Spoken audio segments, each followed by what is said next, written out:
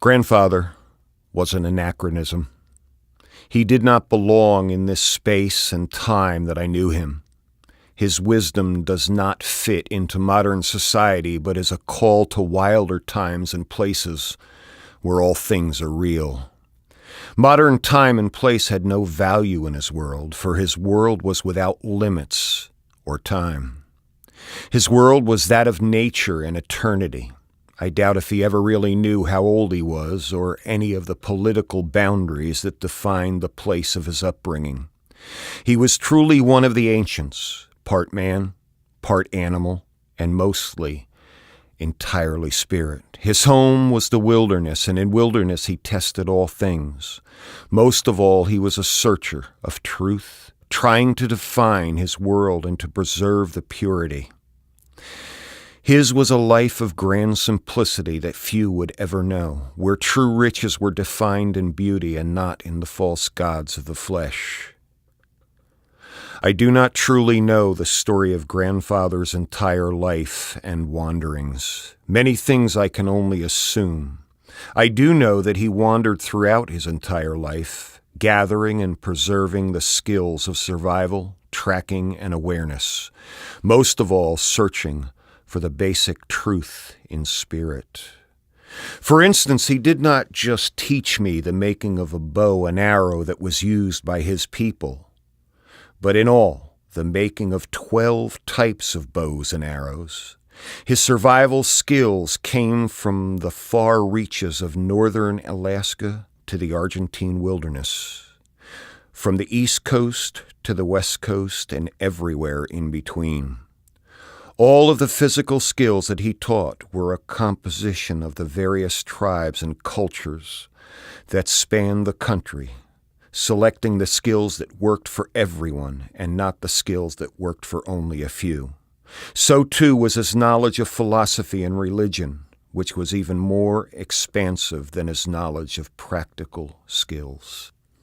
Grandfather was born into a small nomadic clan of Lipan Apache sometime in the 1880s, before the Apache people had been fully relocated to the reservations. I can only guess at the specifics of his childhood.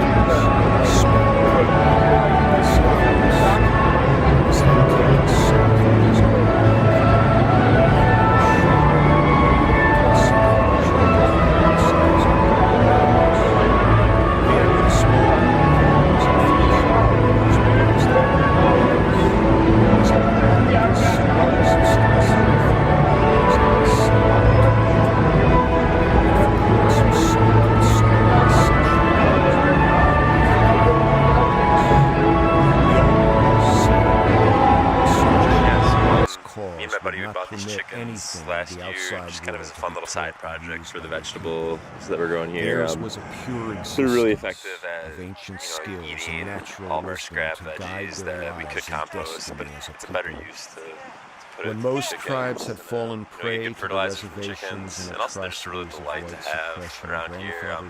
We're a CSA, so we have 150 members who come to the farm to pick up their produce each week. Oh, okay. And so there's a lot of kids and whatnot, and what the kids love Grandfather's coming here, people developed the chickens, especially if we got these little baby chicks that hatched today, last week. And so, yeah, we just had a lot of skills were necessary to their survival.